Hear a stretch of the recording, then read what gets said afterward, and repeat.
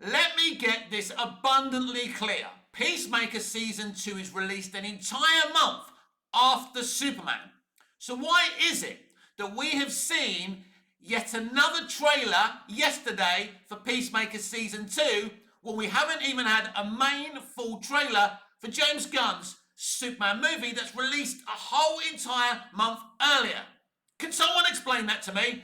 And why do I have to deal with pie-eating deadheads telling me that Henry Cavill is a better Superman than Sir Christopher Reeve and that Superman and Lois is a better Superman television show adaptation than Smallville?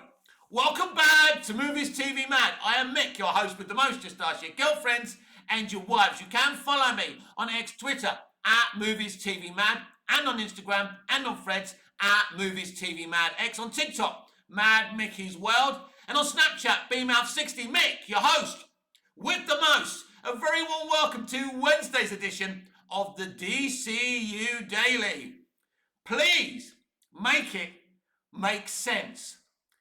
I can't believe that we are still waiting for a full main trailer of Superman, but we're getting plenty of footage of Peacemaker Season 2.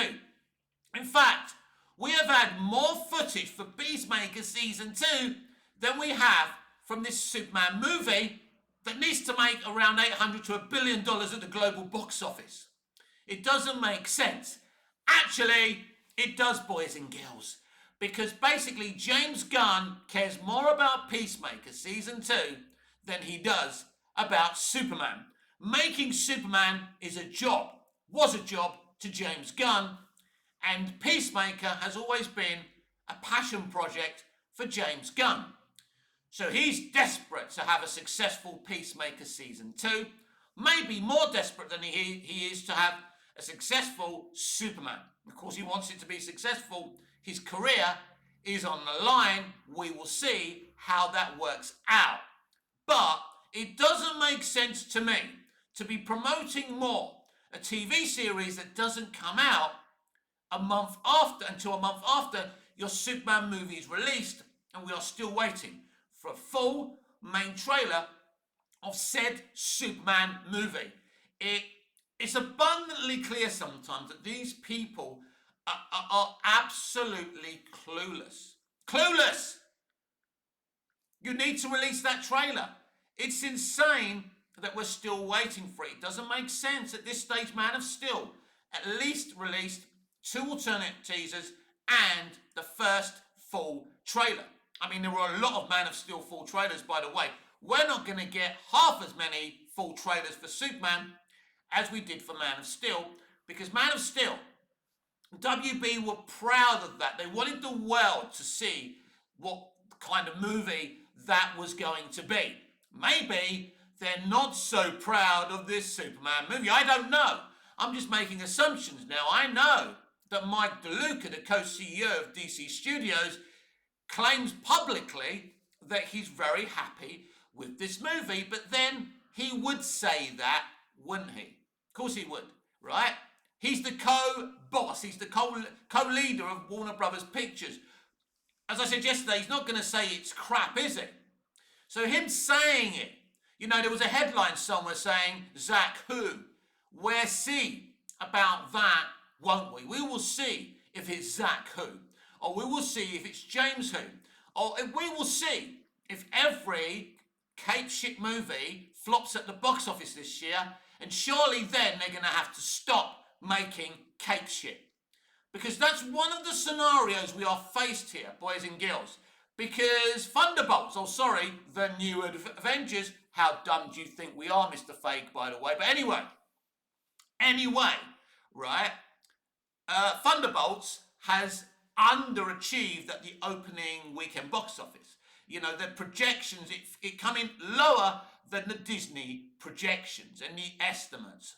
So desperately, they changed the title. I didn't even notice that whole asterisk thing, by the way. So the first this is the second comic book movie of the year that's failed, and they're both Marvel movies.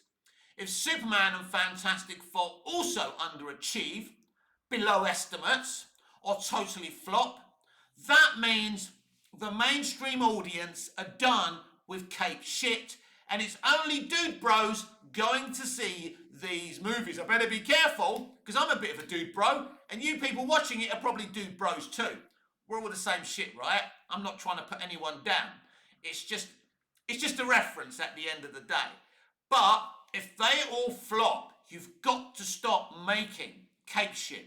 You've got to give it a rest because it's done and dusted. So, to me, it shouldn't be shocking, but it is shocking that James Gunn and DC Studios are promoting a TV show that doesn't come out until a month after the Superman movie is released. So far, I'm not impressed with this marketing, but apparently they spent record amounts of money on the marketing for Superman, and it's going to be everywhere very soon. Now, that's what the co-CEO of WB Pictures actually said, that the marketing campaign is kicking off really, really soon. So Superman should be in our faces front and centre. That's a good thing. But I can't wait to see this main trailer because it's a Superman movie and I want to see it. And I'm excited to see it. I mean, I'm old enough to remember the release of Superman 3, the hype for Superman 3.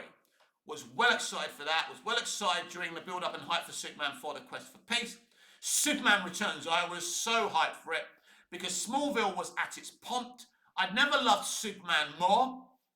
And Bryan Singer was, at the time before I knew, of some of the accusations, he was a hero of mine. He was a creative director, directing hero of mine. And I thought, Bryan Singer, X-Men, X2, Superman, makes sense, right? I could see the vision. It didn't end up the way we all wanted it to, but I still enjoy that movie. But I was really hyped for that movie. Man of Steel, I was so hyped for that movie. BVS, I was so hyped to see Batman and Superman on screen together for the first time. And that film didn't let me down. Despite the divisive reaction, I don't take any notice of Rotten Tomatoes and critics and other stupid people on Twitter at the end of the day. But when it's come to James Gunn's Superman, my hype level hasn't been so high. It was there during the release of the teaser. I started to feel that excitement because I liked that teaser. But when I saw that flying TV spot sequence, then my hype went down. So my hype for this film hasn't been as much as from previous build-ups and marketing campaigns for Superman movies. So it's interesting. Maybe it's because who's making it, because of some of the fans that are supporting this movie. I find them rather off-putting as well. But I love Superman and I want to see this movie. And I want to enjoy this movie. But we will see what this movie exactly is. But it is absolutely insane that he is pushing the shit out of his dog Ozu and Peacemaker Season 2, but he's not promoting this Superman movie. And the only promotion really we've had recently is his dog Ozu barking at CGI Crypto jumping all over Superman. And he was posting that, he reposted that video again. It is insane if you think that kind of SHIT is going to sell your movie, James. Show us your movie, promote it, be proud of it. I don't get it.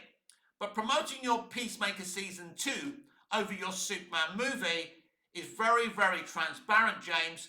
And at the end of the day, there's enough accusations going around of you being an incompetent writer-director, of you being a one-trick pony. Let's see a full 3-minute trailer. That's what we need to see here, James. You need to be proud of this movie. You need to show us, the public, your movie. Anyway, that's enough of that for today. Now, during Henry Cavill's birthday, there was a lot of this. Henry Cavill is the greatest Superman ever. Henry Cavill is a much better Superman than Sir Christopher Reeve. Now, Zack Snyder started it all off by saying that Henry Cavill is the greatest Superman ever. Now, I don't believe Zack was being disrespectful to Chris. I don't. But these fans take everything literally. So it went from Henry Cavill is the best Superman ever, that it's not even close. And why aren't we moving on from Christopher Reeve? Because he hasn't been Superman for over 50 years. Are you asking me to move on from Charlie Chaplin, Laurel and Hardy, Lethal Weapon, Beverly Hills Cop? Of course you're not. Why should I move on from the Don of superheroes, the actor who played the first superhero in the first superhero movie? But according to these people, and let's not get it twisted, I love Henry Cavill. He's a gentleman. I loved the video he did thanking us fans for wishing him a happy birthday. Great lad. He's a great representative for my favourite character in fiction, Superman. He's a great Superman. Man of Steel is a great contemporary modern day Superman movie. I'm quite happy to say that Henry and Chris are equally the best movie Superman. I'm happy to concede that.